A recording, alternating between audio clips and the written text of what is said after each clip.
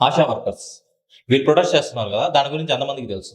జగన్ గారు పాదయాత్ర సమయంలో వీళ్ళకి కొన్ని హామీలు ఇచ్చి వైఎస్ఆర్సీపీ గవర్నమెంట్ ఫామ్ చేశాక వీళ్ళని పట్టించుకోలేదనేసి, వీళ్ళకి అన్యాయం చేశారనేసి చెప్తా ఉన్నారు.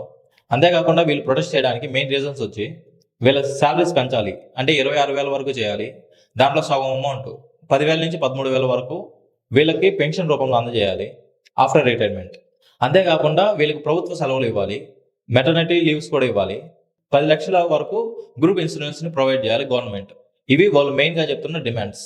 అదే కాకుండా వాళ్ళ వర్క్ లో వాళ్ళకి యాప్స్ డౌన్లోడ్ చేసి దాని మీద పని చేయాలనేసి చెప్తా ఉన్నారు. మాకు సరైన శిక్షణ ఇవ్వకుండా ఆ యాప్ గురించి మీరు ఎలాగ డైరెక్ట్ గా డౌన్లోడ్ చేసి పని చేయమంటే ఎలాగా? ఒకవేళ నెట్వర్క్ లేదు అని చెప్పినా కూడా మీదే బాధ్యత అని చెప్తున్నారు. నెట్వర్క్ లేని సమయాల్లో మాది బాధ్యత ఎలాగవుతుంది? కొన్ని సమయాల్లో కొన్ని గ్రామీణ ప్రాంతాల్లో నెట్వర్క్ ఉండదు, మేము తప్పు చేసినట్టుగా చెప్తా ఉన్నారు.